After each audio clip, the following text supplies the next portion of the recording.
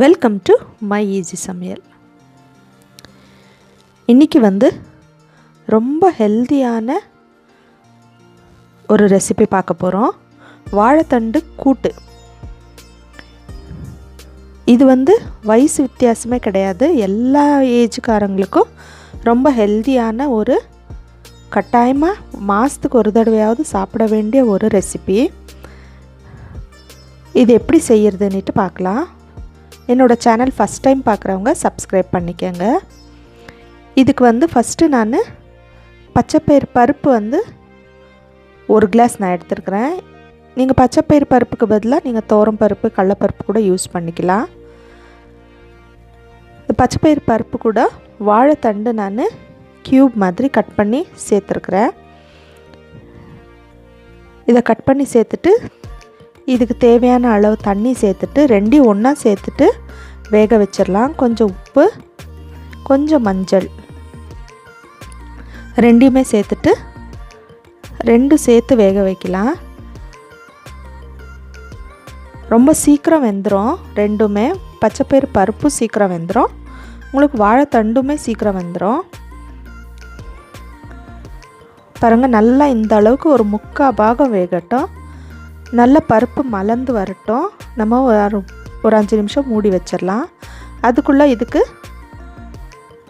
சேர்க்குறதுக்கு மசாலா சேர்க்குறதுக்கு கொஞ்சம் தேங்காய், ஒரு துண்டு தேங்காய், ஒரு 4-5 பச்சை மிளகா, ஒரு 4-5 பல் பூண்டு தோலோடு சேர்த்துருக்குறேன் நான். உங்களுக்கு வேண்டான்றவங்க நீங்கள் தோல் எடுத்துகிட்டு சேர்த்துக்கலாம். 1 ஸ்பூன் சீரகம் சேர்த்துட்டு இந்த மாதிரி அரைச்சி பேஸ்ட் வச்சுக்கலாம். நல்லா கொரகொரப்பாக அரைச்சா போதும், நைஸாக அரைக்க வேண்டிய தேவையில்லை. இப்போ பாருங்கள், பருப்பெல்லாம் நல்லா மலர்ந்துருச்சு. இப்போ நம்ம இந்த அரைச்சி வச்சுருக்கிற பேஸ்ட்டை நம்ம இதில் சேர்த்துக்கலாம்.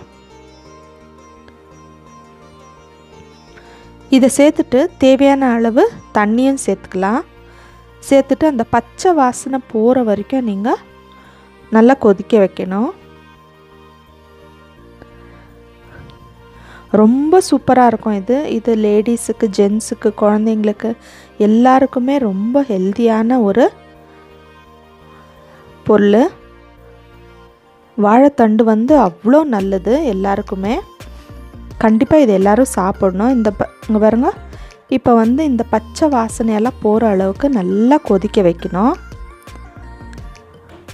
இந்த மாதிரி நல்லா கொதிச்சதுக்கப்புறம் பாருங்கள், இப்போ இது நல்லா கொதிச்சிருச்சு. இப்போ நம்ம தாளிப்புக்கு ரெடி பண்ணிடலாம். இப்போ ஒரு கடாயில் நம்ம எண்ணெய் சேர்த்துட்டு அதில் கடுகு கொஞ்சம், சீரகம் கொஞ்சம், கடலைப்பருப்பு, உளுந்து எல்லாமே செவந்த அப்புறம் நல்லா இந்த மாதிரி செவந்த அப்புறம் இதில் ஒரு நல்ல பெரிய சைஸு பல்லாரி வெங்காயம் சேர்த்துருக்குறேன். சின்ன வெங்காயமாக இருந்தாலும் நீங்கள் நல்லா ஒரு கைப்பிடி அளவு சேர்த்துக்கலாம். நல்லா ஒரு பெரிய சைஸ் வெங்காயம், ஒரு 3 காஞ்ச மிளகா, ஒரு கொத்து கருவேப்பிலை எல்லாம் சேர்த்துட்டு இதிலே கொஞ்சம் பெருங்காயத்தூள் சேர்த்துக்கோங்க. சேர்த்துட்டு நல்லா வதக்கி விட்டுடலாம். நல்லா செவந்த அப்புறம் இதில் இந்த வேக வச்சுருக்கிற கூட்டை இதில் சேர்த்துடலாம். அவ்வளோதான்.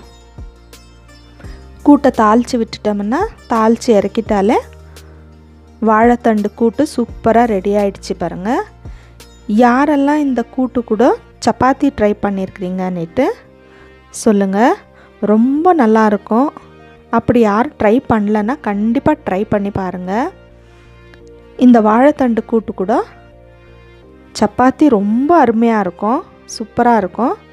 இல்லைன்னா நீங்கள் ரசம் சாதம், சாம்பார் சாதத்துக்கு கூட ரொம்ப நல்ல காம்பினேஷனாக இருக்கும். ரொம்ப ஹெல்தியான கூட்டு. கண்டிப்பாக எல்லோரும் ட்ரை பண்ணி பாருங்கள்.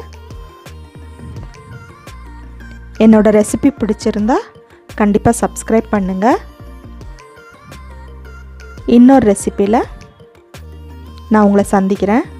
அதே மாதிரி உங்களுக்கு தெரிஞ்ச ரெசிபி ஏதாவது செய்யணுன்னா கமெண்ட்டில் கண்டிப்பாக சொல்லுங்கள். நான் செய்கிறதுக்கு ட்ரை பண்ணுறேன். சூப்பரான வாழைத்தண்டு கூட்டு ரெடி ஆயிடுச்சு.